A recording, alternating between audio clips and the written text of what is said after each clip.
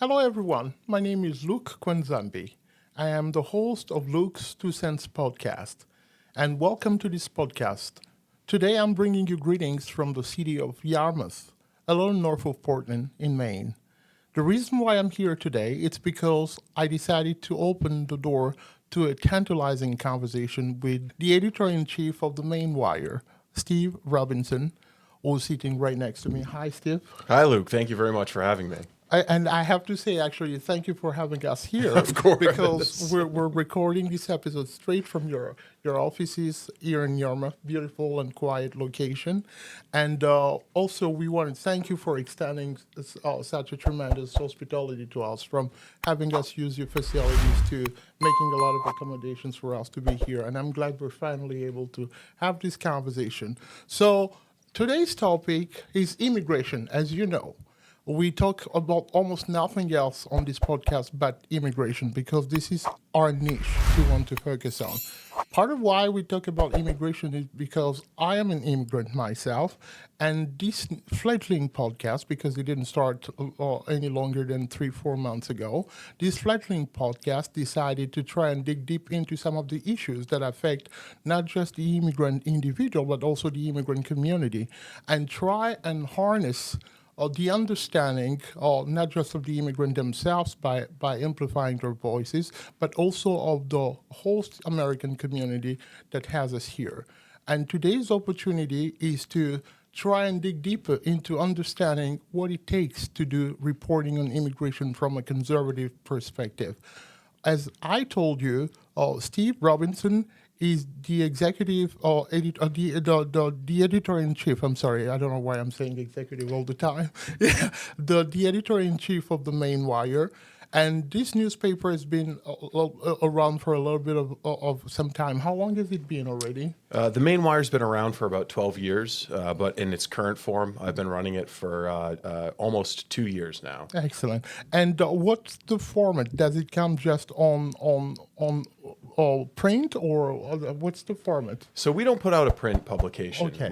We've focused on a digital news product because most of the information we've seen is that everybody these days is getting their news on a smartphone. That's true. So we're kind of trying to have a news product that's going to be relevant 10 years from now. Yeah. And the newspapers, we see those as, there'll always be a hardcore older audience that wants to have a newspaper. Hard copy but in their hands, I think basically everyone in this room, for the most part, gets their news from social media or on their phones. So that's where we're geared towards. So we're a digital news outlet. Yes. And could you try and tell us a little bit about the background work behind your reporting, not just on immigration, but on everything? What's the Maine Wire? Can you tell us specifically what your organization and what it stands for? Yeah, so the Maine Wire is a project of the Maine Policy Institute, which is a 501c3 nonprofit. The Maine Policy Institute is a think tank that advocates for free market policies at the state level in Augusta. And about 12 years ago, they started a media project in recognition of a vacuum in the state for a news product, information about public policy and politics that wasn't being served.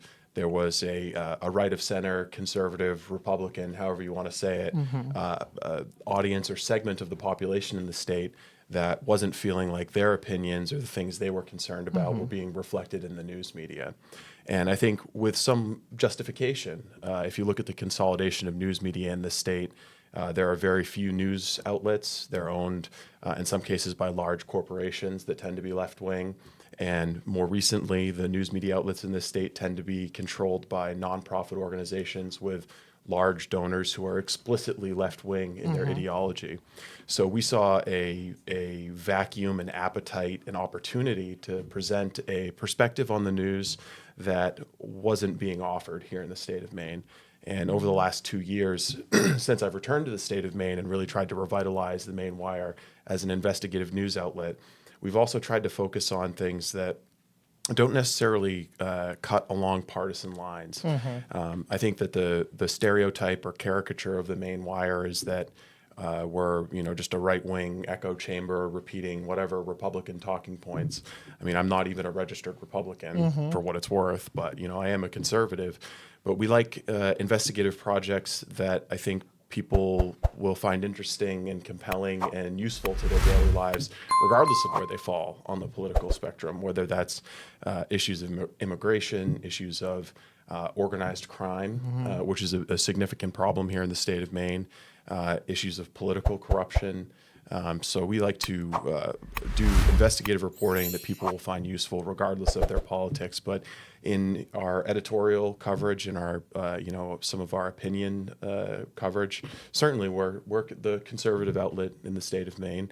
And our growth in recent years has shown that there's an appetite here in the state of Maine for that kind of content. Yeah, I appreciate all the input, Steve. I think you touched to many of the things I wanted to discuss. First of all, as a news outlet, you are the underpinning of this outlet is a 501c, which is it left leaning or right leaning? So a 501c3 nonprofit it's a tax designation. So it's a nonpartisan nonprofit. So we don't explicitly endorse political candidates. Yes. The Maine Policy Institute, which is editorially independent from what we're doing with the Maine Wire, advocates for ideas and policies and that kind of thing, but doesn't explicitly work for candidates. They're not buying advertisements or saying vote for this guy, vote for that guy, and neither is the Maine Wire. Excellent.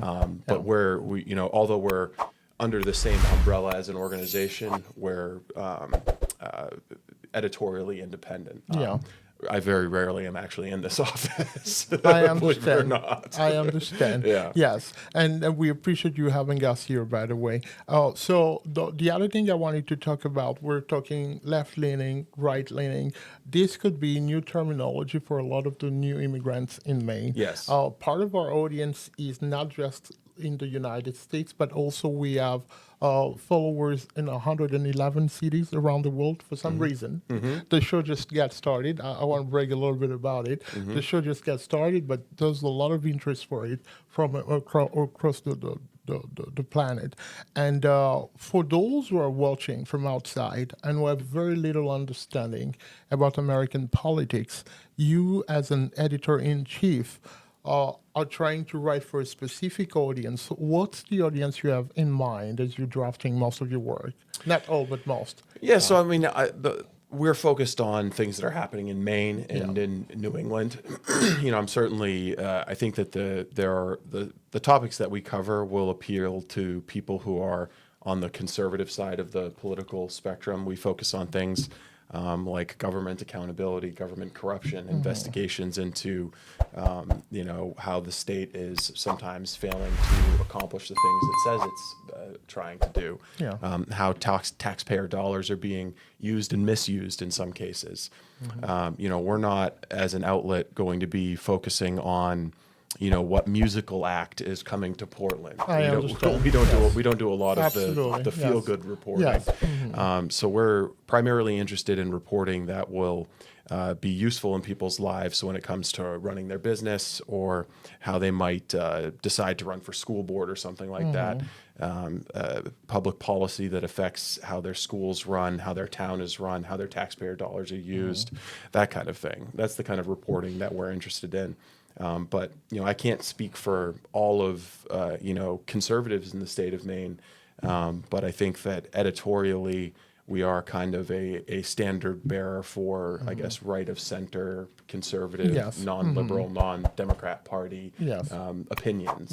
And we kind of welcome and try to publish a diversity of opinions within that, because just like I think that the left or Democrat Party and the immigrant community isn't just one monolithic thing where everybody just agrees on everything and thinks the same. The right is the same way. Absolutely. And that's the importance of this platform, to try and give some visibility to immigrant opinions.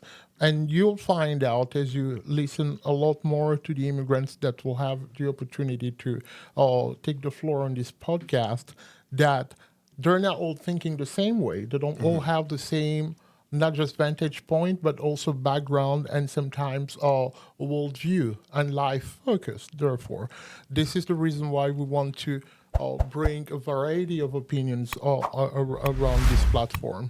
And also, the other goal of this platform is to really try and highlight the nimble-mindedness of the immigrants, because immigrants, as you know, are very often accused of being takers. People Yes. are just coming here to become a burden for the American community. And we're going to talk about fiscal responsibility down the road as we start peeling off the layers of that onion. But I just want to signal from the onset that there's a lot of ongoing efforts by the immigrant community that tends to sort of challenge that kind of talking point, political talking point. It may seem tantalizing, enthralling for the people who are saying it because they're scoring political goals. But at the end of the day, it does not always verify in terms of facts on the ground. I don't say that it's all fallacy. It's all about perspective, and sometimes it's all about political calculation.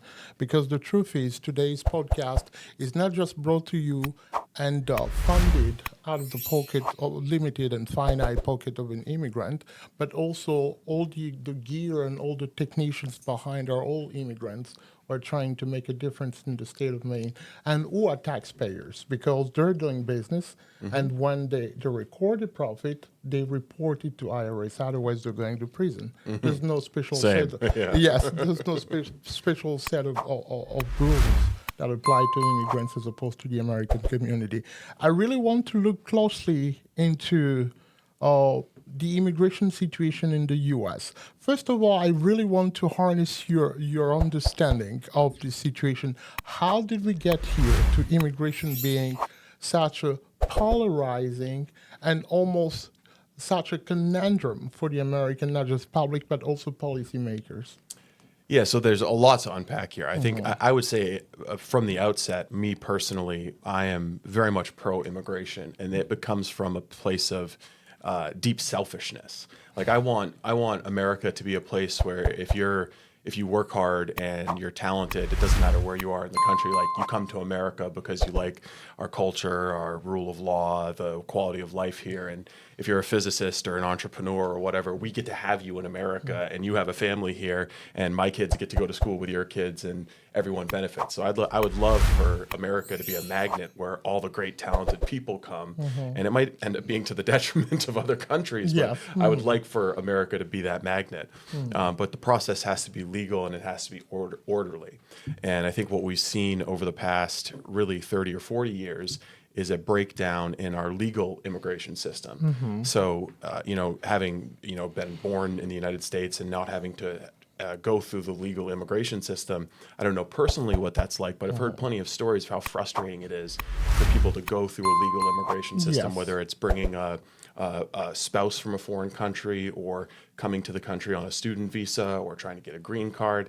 There are tremendous bureaucratic delays in our legal immigration system, and that's a problem that seems like it would be very easy to fix, but for some reason it's just been this intractable problem for a number of years.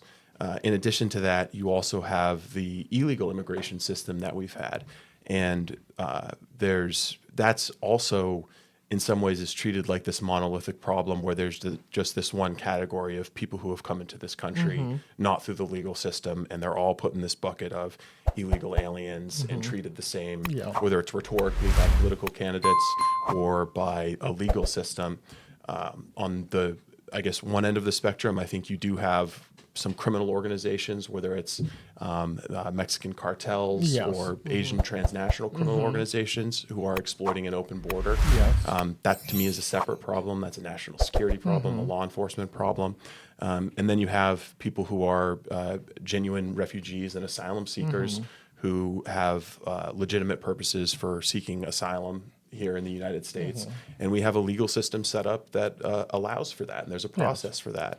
But even within that category, I think that there is some, I don't know if abuse is the right word, but I think that there's some, the asylum process has become kind of a catch-all for including economic migration, which under the letter of the law is not a legitimate reason to seek asylum in the United States. And if you look at the numbers, whether it's under President Obama, who's deportation levels were very, very high, higher in some years than President Trump's. Yes.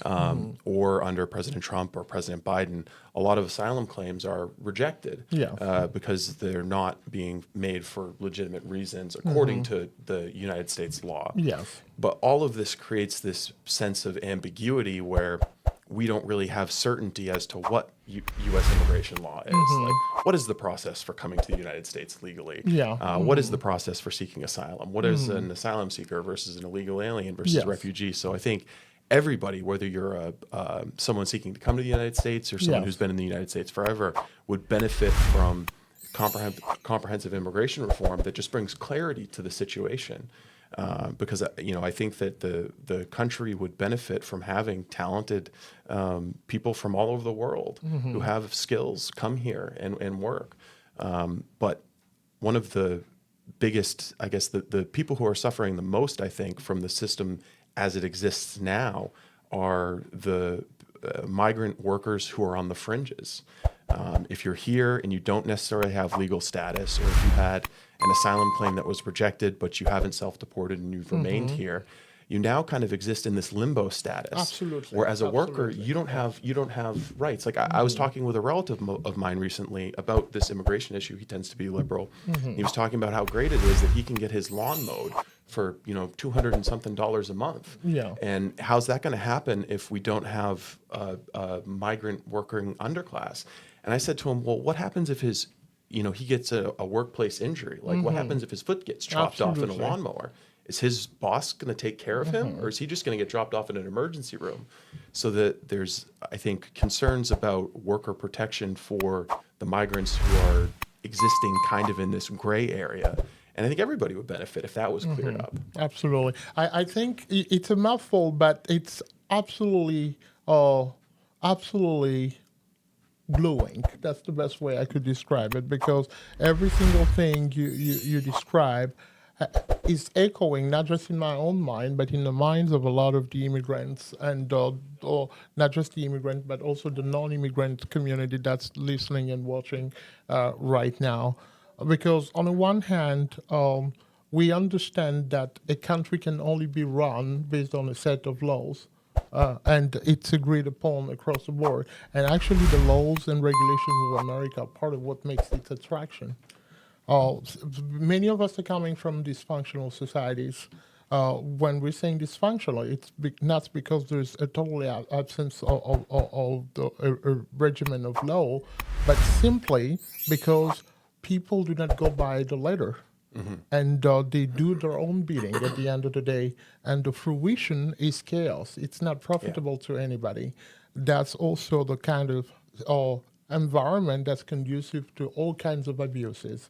And when America loses its legality, or at least the enforcement of its legal set of laws, we understand that it's not just a disincentive for a lot of the people who are trying to have a trade-off from whatever they knew as existence in a chaotic environment, for example, in a conflict or post-conflict environment, but also it sets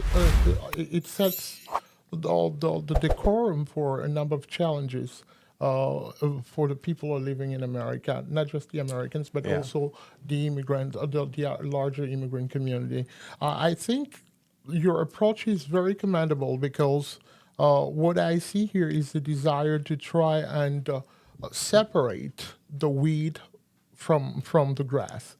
As simply as that, because there are some problems that arise from immigration, not just here in America, but even all around the world. I mean, we've had situations where not just people from Africa going to places like Europe and finding themselves in a difficult immigration situation, but also sometimes Europeans finding themselves in a difficult immigration situation in places like New York City. I've seen some documentaries, and not just there, but even in the Congo.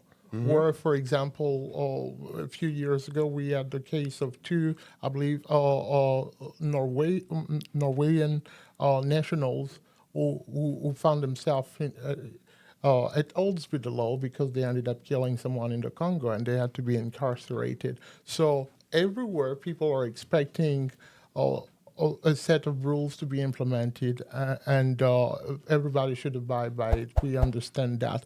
But just as you said, it's not just a monolith.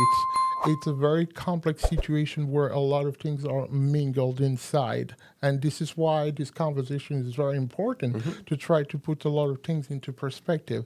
Because part of why immigration has become what it has become, not from the American perspective, but from the perspective of the non-Americans who are coming here, it's because the sets of rules that govern normal immigration have become very constraining. I'll give you my personal example. I've come here twice.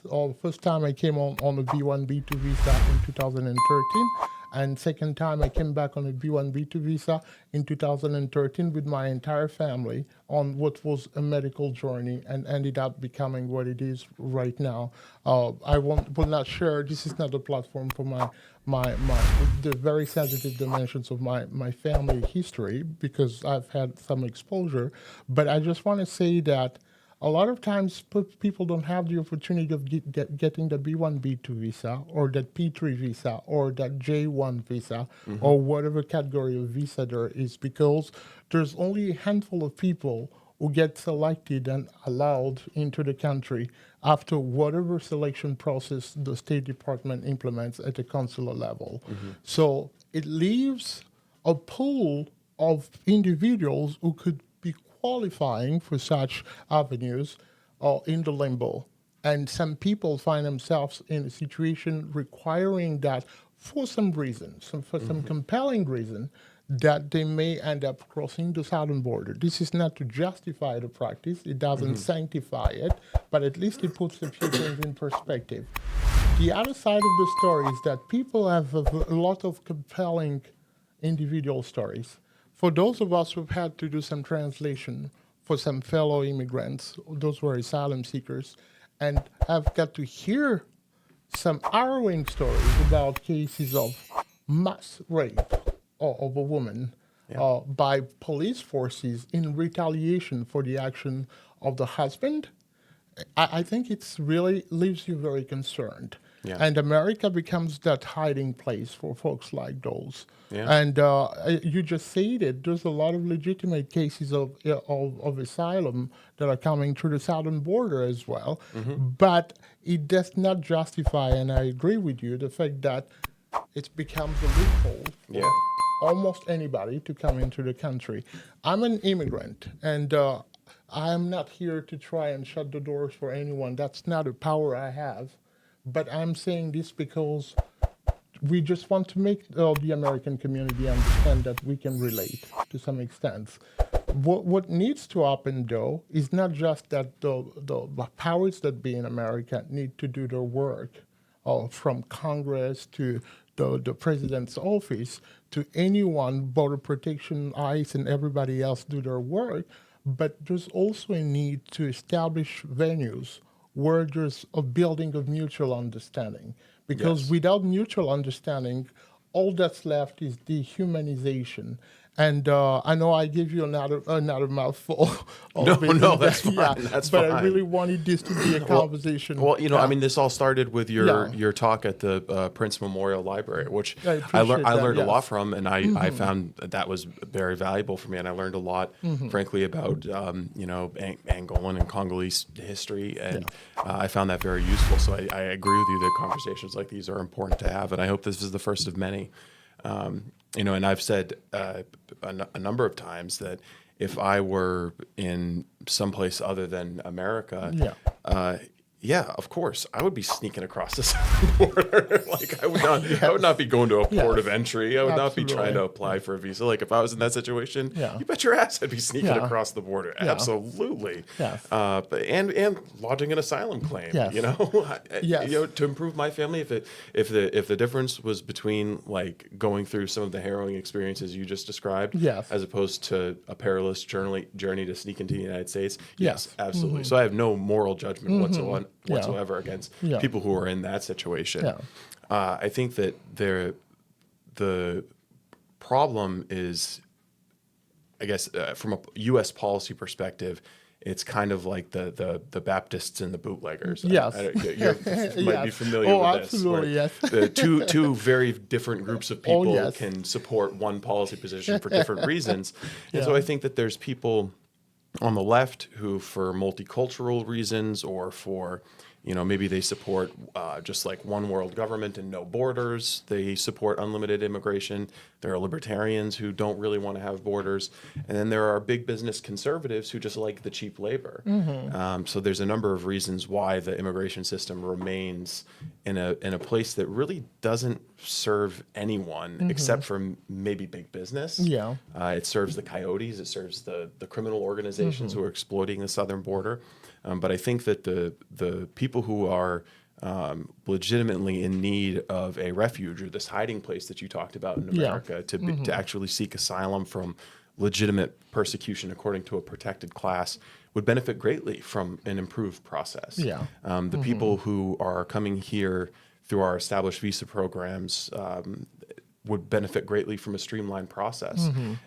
It would seem to me that a country like the United States could very easily fix those problems. Yes, it takes political will. It does. Yes, It takes political will, but there's been a kind of a poisoning of the well around it. And I think specifically here in Maine, some of this goes back to really the LePage administration in 2010. Yeah. This would have been a little bit before you came here, but Maine has, for 2 decades been an asylum state, and the initial wave of asylees who were coming here were Somali. Yes. And I think at the beginning of the LePage administration, there was a political effort. There was money spent on campaign advertisements saying, look at all these, illegal immigrants and asylum seekers. They didn't use those phrases, but illegal immigrants who are coming here and getting on welfare. Then it was a divisive political issue, and it really drove a wedge between the immigrant community and the political right here in the state of Maine.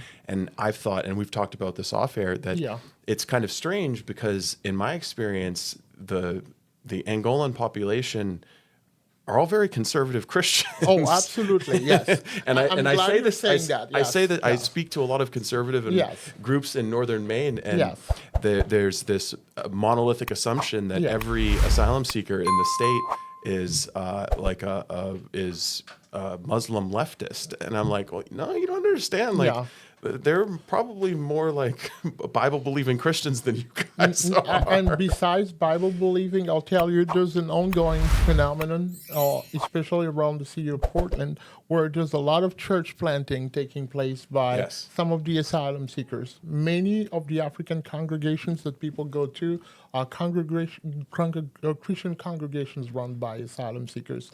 One thing I see of beautiful in that is that despite the tremendous challenges in terms of perception and even the hurdle in terms of achieving a permanent status, many of the immigrants are quietly trying to get a semblance of normalcy in this environment. That's the extraordinary part of the extraordinary story that needs to be told that's not being told. This is part of why our podcast is trying not to beautify a difficult situation, but really to try and give a voice to the voiceless. Besides that, there's also a lot of genuine friendships that are being built between the non-immigrants, the American tradition community, and the immigrants. Many of these wonderful American families that opened their doors to those who were in the expo in 2019. A lot of times we don't realize that it was not just a chaotic and overwhelming situation for the government, the local government in the state of Maine and the local cities, but also it was humanly very challenging. And the people who opened the doors were not exclusively liberal, for example. They were sometimes conservative. Why? Because they saw in those who were needy in that situation a fellow human being in distress, in difficulty, and they helped address the need. Those are the stories of Maine that need to be magnified as well and celebrated, because especially in a time when politics in America sort of dehumanize almost any one of us. I mean, I don't know if you can easily have a conversation with any one of your cousins on Facebook on American politics. Yeah. It's very difficult. Yes. Even for those of us who are coming from outside, when friends back home are trying to get our opinion on President Trump or on President Biden, it is extremely confusing, especially you add to it the miles that are separating us between. I gotta say, yes. American politics is confusing, even It for is. someone who's been in America my entire life. It's these days it's very Yes. confusing to try to figure out what's going on. So I can Yes. sympathize. That's the reason why it's important to have more and more of these public squares, even though it could be on a digital format where these kind of conversations can be had. Because what we'll find out when we come around the table like this, not in a divisive and confrontational spirit, but in a spiritual of mutual understanding, where we are prepared emotionally to journey from our place of comfort to that of the other person, we can see at least an ounce of humanity in them. Because a lot of times, one of the things that's very concerning for some of us in the immigrant community when reading news report, at least those of us who have access to English, is to hear terminologies that start by depriving someone from a certain emotional treatment. Because, I mean, when I'll not pass a judgment on you, Steve, but I read your news reporting quite often, and sometimes it starts with illegal immigrant and this and that. I understand it. Well, sometimes when we're talking about an American citizen who's in a breach of law, a situation where they've committed a crime, we usually don't come with their immigration or nationality status. We immediately put them in front of their responsibility by just saying that this fellow from Yarmouth has committed a crime. And I think that's where there's a need of restoration of the humanity, because even those who are breaking the law, they don't get executed overnight. There's a whole process. And I understand it's political rhetoric, but it's also the overall, I'll say, atmosphere, political atmosphere and cultural atmosphere in America right now. But it's very concerning because what it does on the one side is that it hardens the hearts of some of the people who are reading and responding to the news, because you can become imprisoned by your own narrative to such an extent where people will try and accuse you of, let's say, becoming a sell-off if you use a tendering approach to the situation. They don't call you a sell-off. And I've seen it in some of the news reporting, for example, where people go like, oh, "What's happening to your pen? Finally, did you sell it to the leftists and things like those?" I mean, the reason why I'm saying that is because we understand people have a lot of frustrations, and they're frustrated not because they're demented, but because they see things that they cannot fully, not just understand, but that's not encouraging. And we understand that when there are challenges with the homeless population in the American community, and there's a lot of challenges within the veteran community in the United States, and there's a lot of challenges with taxes. I mean, no one likes paying taxes. I pay taxes not just for myself, but even for my business. But at the end of the day, it's never a pleasurable situation. I've seen people on the brink of tearing, like crying, because they've paid taxes more than they could retain for their own family and their own project. They feel like they're working for the government the entire time. All these things are drivers of narratives that can sometimes be counterproductive for human relations. But it's also important that we come to remind ourselves about the fact that at our core we're humans, and human problems come with human solutions. And a conversation like this could be possibly the seed for the seedling, if I may call it, for something in the direction. Yeah. Yeah. So there's a lot to unpack there, and I am sympathetic to the care we put around the language we use Yeah. to refer to someone's immigration status.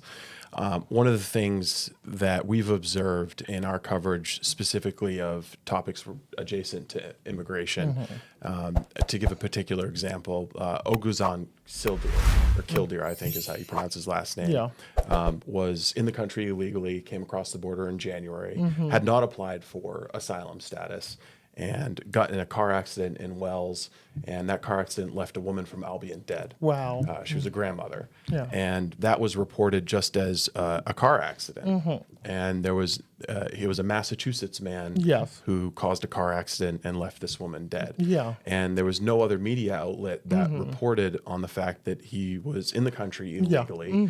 And how did he get a hold of a Toyota Prius, Yes. a better car than I have? Yeah. And suddenly he's in Maine and he's driving like a race car driver and ends up killing a woman. Yeah. So his immigration status becomes relevant because for conservatives, for a lot of people, Yes. that becomes a preventable crime. I If we had a understand. legal, orderly immigration Yes. system, we might know how he was in the country. We might know why. He might have been prevented from coming in the country Yes. if he had a previous criminal history. So his immigration status becomes relevant from a public policy perspective. And that humanizes the conservative standpoint all of a sudden, because that's a perspective some of us don't get to see. Why? Because all we see is that it's a bunch of angry folks. Yeah. And that's it. Not being able to really understand the process behind the anger. So I'm not just trying to limit and reduce the conservative movement, not just in the state of Maine, but also in the U.S., into a situation of anger. Yeah. But really, I think what we see developing in America is a situation where people are actually invoking open conflict. We see it not just in political rhetoric, but even on social media. And one thing I like reminding people about is the fact that one half of your family is conservative, the other half is non-conservative, they're liberal. You have to live with that. It's your bloodline. Yeah. And if you need a transplant or if you need blood, you might need the organ of that one cousin or relative who does not ideologically align with you. But it could save your life. She could save your life. And these are things to remember. It's very important because it keeps us anchored to our humanity, because if we depart from it, all that's left, it's a mutual distraction. That's where you have conflict, and especially for those of us who are coming from conflict and post-conflict countries, we know how it starts. It starts with bad-mouthing neighbors. It starts with reducing them into colibets, into nicknames, and down the road, they will not look human enough to you.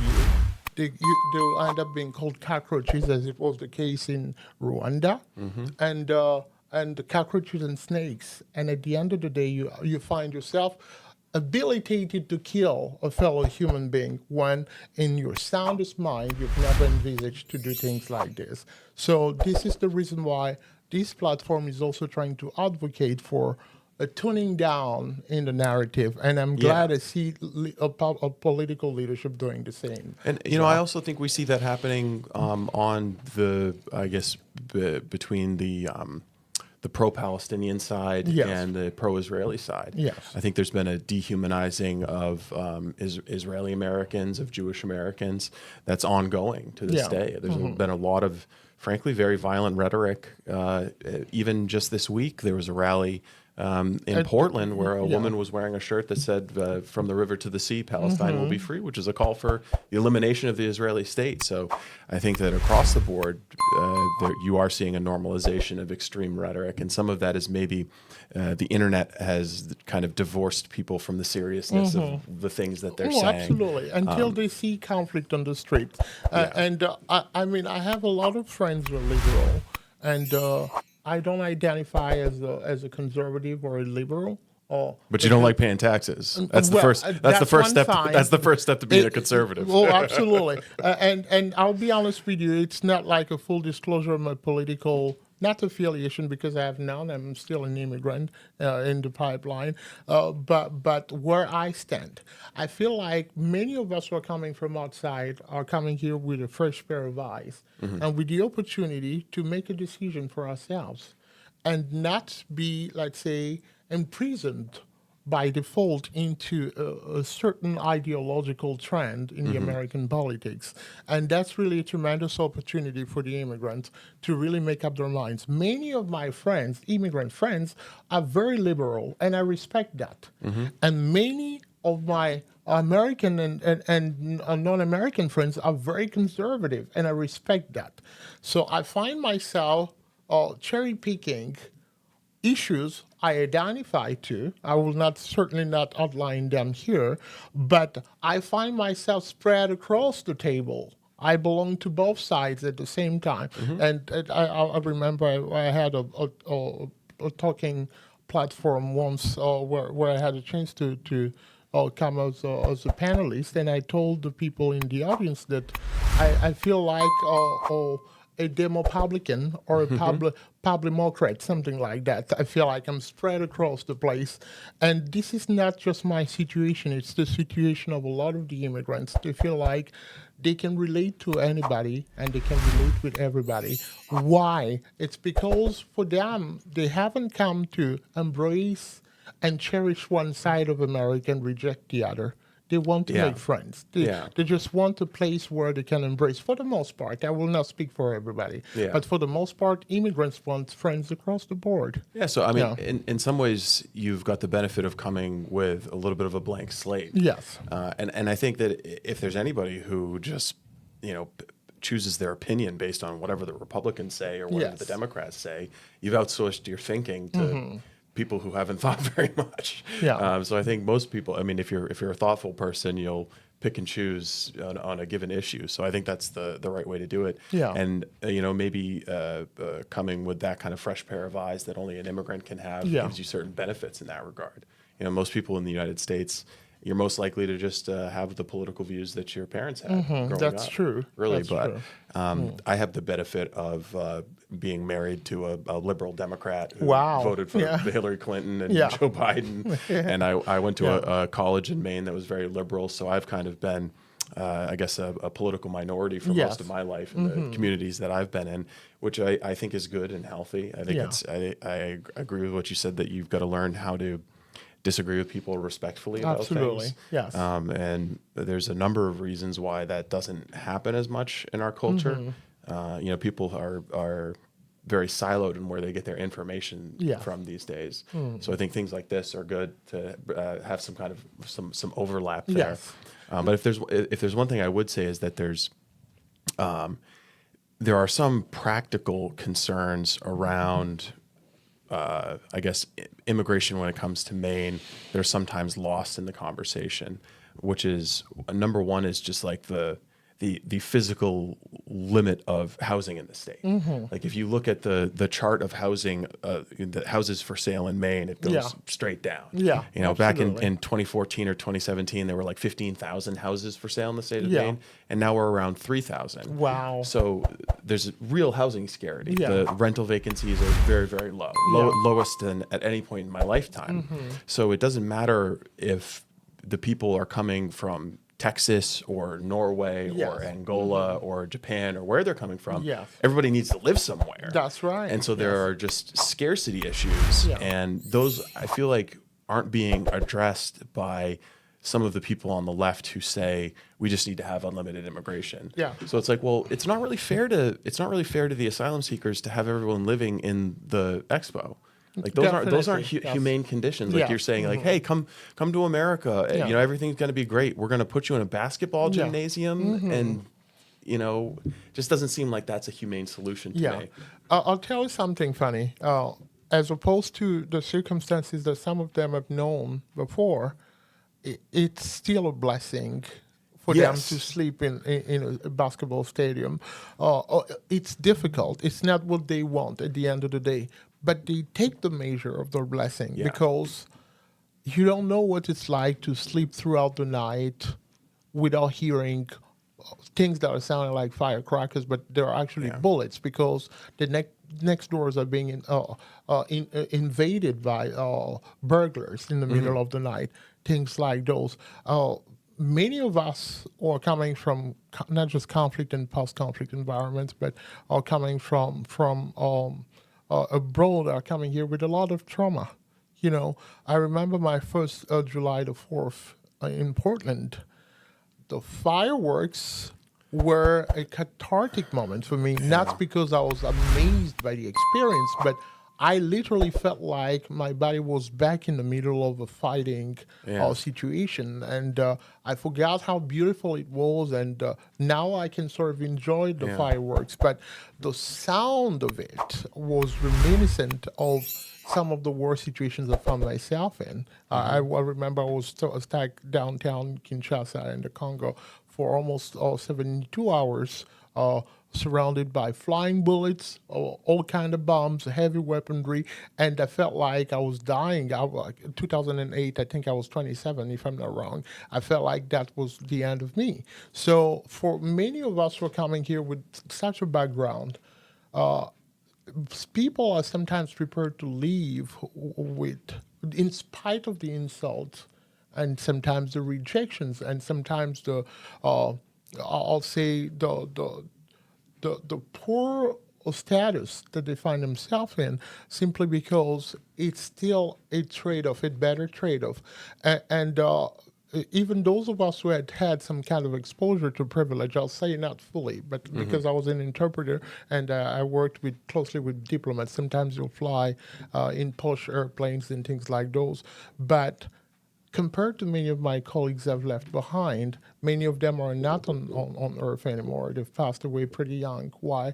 Because life is just very rough. And the things that can end your life overnight are many. And America is the place that brings that hope of not just an extended lifespan, but sometimes quality of life that you might not be able to dream of. This is part of what's making the attraction.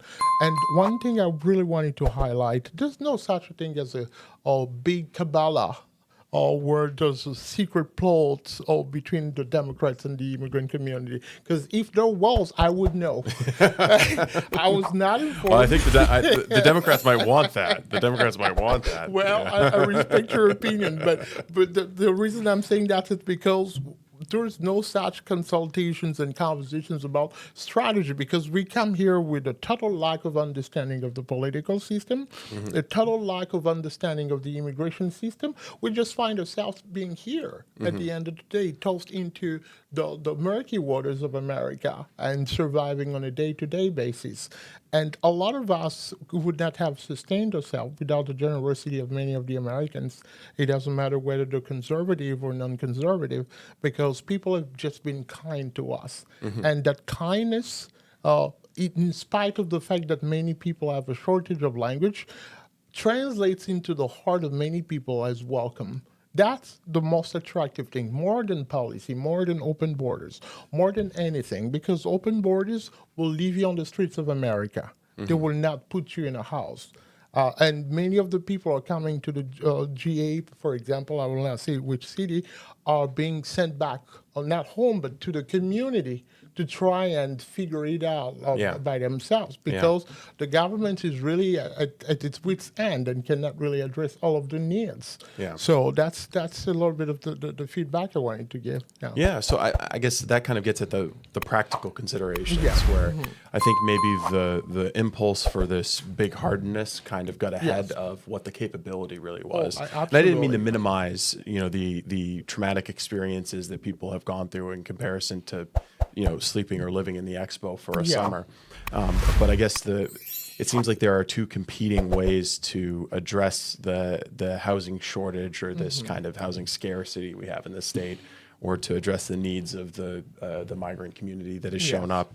And one is, I guess, would be associated with the left, is for increased benefits and government programs and funding for nonprofits. And I see that as a path toward more government dependency as opposed to independence and entrepreneurship. Whereas I think that the conservative or more free enterprise solution would be like, well, why is it so hard to build housing in Maine? Like, why do we have this housing shortage? Yes. Like, why can't we just have more, make it profitable to build housing? Clearly, there's demand for people to buy houses and live in houses. Absolutely, yes. If housing prices are going up, like, build more houses. Why is it That's so right. difficult? That's right. And it's so difficult because there's a series of bureaucratic rules and Yes. environmental rules Yes. and local, state, federal, county. There's all these rules in the way. Yes. And there's other economic concerns. There's all kinds of things that we're doing, much in the same way we make it very hard to Yeah. immigrate here legally. We make it really hard to build housing. Yes. Well, let's stop doing that. Yes. Because not only could, I'm sure that there are a bunch of people who have immigrated here recently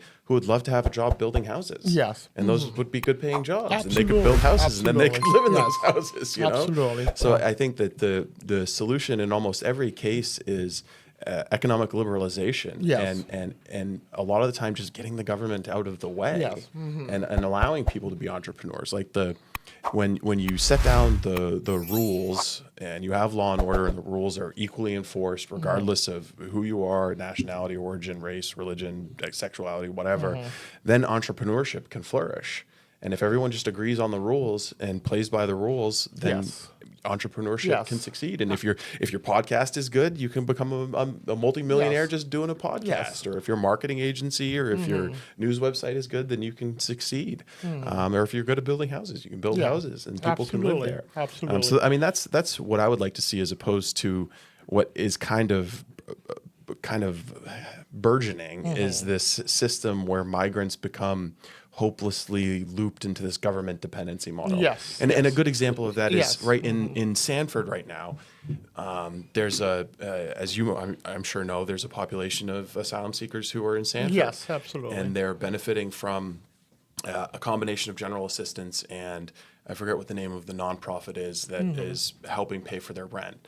So they have their rent is taken care of, and some of them are getting jobs at the county jail. Yes. But as soon as, or the Shaw's warehouse, but as soon as they get a job, that level of income makes them ineligible for general assistance. Absolutely. And they can no Absolutely. longer afford their rent, and so they're forced Absolutely. out. So Absolutely. it's like, so Yes. we've set up this public Yes. policy system Yes. where you're discouraged Yes. from working and encouraged to remain dependent. And Absolutely. that seems like not good for migrants, not good for taxpayers, not good for people in Maine. It seems like just the absolute dumbest thing you would do if you want to encourage a flourishing society. Absolutely. No, I that's a good perspective.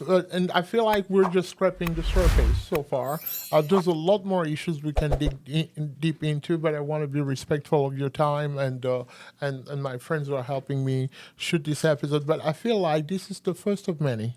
I would agree. Yes, of the conversations we need Luke, to have. I've very much valued this time, and I'll do as many of these episodes with you Yes. as you want. Thank you. We can Yeah. we can start our own show. We can Yes, we can do absolutely. it Yes. anywhere you Yes. want. I'll show Yes, up. I'm there. definitely, because I feel there's a need. Because I've one of the things I've complained about ever since I got here is that immigrants, not intentionally but unintentionally, end up embracing one side of the American society.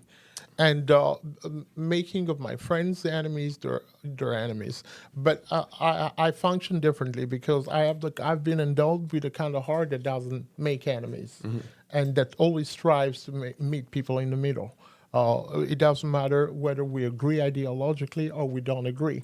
It will not be a prerequisite to make a friend at the end of the day. It's a good way to live life. So this is the reason why I really want this to be an ongoing conversation. We'll figure out a way to come back to this and possibly have more folks around the table.